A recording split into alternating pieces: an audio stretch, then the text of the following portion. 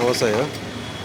Sir చెప్పండి uncle, ఇప్పుడు రేపటి నుంచి ఉచిత బస్సు ప్రయాణం అంటున్నారు ఆంధ్ర రాష్ట్రానికి సంబంధించి. అటు తెలంగాణలో ఏం జరిగిందో మనం చూసాం, ఒక 6 నెలల క్రితమే వాళ్ళు ఉచిత బస్సు ప్రవేశపెడితే తెలంగాణ రాష్ట్రంలో ఏం జరిగిందో చూసాం. ప్రస్తుతం ఇక్కడ వాతావరణం ఎలా ఉంది, అసలు ఆటో డ్రైవర్లు ఏమనుకుంటున్నారు? మరి రేపటి నుంచి ఉచిత బస్సు మొదలవుతుంది కదా. ఇంతకుముందు తెలంగాణ జరిగితే ఇక్కడ కూడా ధర్నాలు జరుగుతాయి, లేదంటే బస్సులు కట్టక పడుకుంటారు.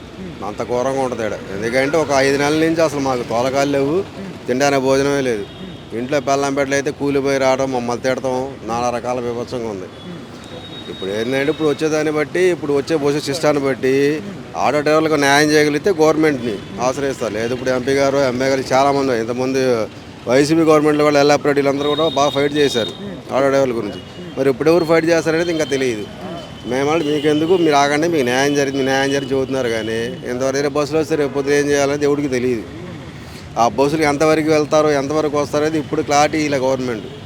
మేము ఎంత దూరం నడుపుతాము, ఎంత స్టేట్ వరకు నడుపుతాము, జిల్లా వరకు క్లారిటీ లేదు వాళ్ళకి. ఒక స్టేట్ వరకు ఒక మహిళకి ఆధార్ కార్డు ఏదైతే ఉంటుందో, మనకి ఆధార్ కార్డు సంబంధించి ఏ డిస్టిక్కో చూసి ఆ డిస్టిక్ వరకే అనేసి అంటున్నారు కదా. అదే చెప్తున్నాం మేము కూడా, ఆ జిల్లా వరకా లేదంటే స్టేట్ మొత్తం. అదే మాగా తెలియట్లేదు. ఇప్పుడు మా గుంటూరు జిల్లా వరకు ఉండి ఎటపడితే పడుతుంది. ఇక్కడ నుంచి విజయవాడ పోవాలంటే పోరుగా, అక్కడి నుంచి ఏదైనా ఆటోలకి ఏదైనా ఫెసిలిటీస్ ఉంటాయి. అక్కడ దిగినా కానీ ఆటో ఎక్కాల్సిందే కదా. కొంత మాకు బతకడానికి ఏదైనా అవకాశం ఉంటుందని మాకు ఒక చిన్న నమ్మకం. విజయవాడలకు కూడా నార్మల్ బస్సులు ఉంటాయి కదా, లోకల్ సర్వీస్ ఉన్నాయి. అదే వాళ్ళకు కూడా మొత్తం వేస్తామన్నారు, మొత్తం వేస్తానికి లేదు. ఇప్పుడేమో వాళ్ళలో వరదలు ఏడు తిరగాలన్నా మాకు లేదు. అంటే మరి ఆటో సోదరులకి వాహన మిత్ర కింద ఇంతకుముందు మీకు డబ్బులు ఎంత వచ్చేవండి? ఆయన జగన్మోహన్ రెడ్డి గారు 10,000 వేసాడు. నాకైతే 3 సంవత్సరాలు పడ్డాయి.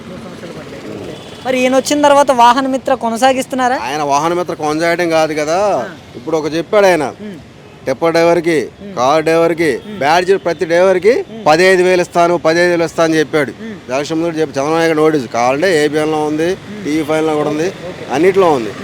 15,000 ఇస్తానన్న ఆయన సంవత్సరం దాటినా కానీ ఇప్పుడు మరి స్త్రీ శక్తి మీద ఆయనకి ఎందుకు వచ్చిందో అంత అభిమానం తెలియట్లేదు.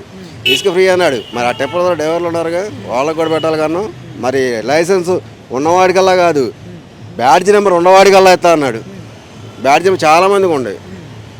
నాకు ఎప్పుడు 95 లైసెన్స్ నాది, నా బ్యాడ్జ్ నెంబర్ ఉంది. మరి నాకేది? ఇప్పుడు ఆధార్ కార్డులు ఎస్పీ గారు మొన్న ఏదో ఎస్పీ గారు తీసుకోమన్నా అంట. ఆధార్ కార్డులు తీసుకోండి, వెహికల్ నెంబర్ తీసుకోండి, ముందు వెరిఫికేషన్ చేయండి, అక్రమాలు జరుగుతున్నాయి, అన్యాయాలు జరుగుతున్నాయి అంటాను. ఆటోల మీదే. మరి అసలు అక్రమం చేసిన వాళ్ళు మొత్తం ఆడ కాకాళ్ళు ఏం చేశారు? మరి లోకేష్ నాయుడు చాడేం చేశాడు? అంటే ఇప్పుడు ఈ పులివెందుల్లో కూడా ఓట్లు వేయకుండా అడ్డుకున్నారు, దాని గురించి ఎవరు మాట్లాడట్లేదా?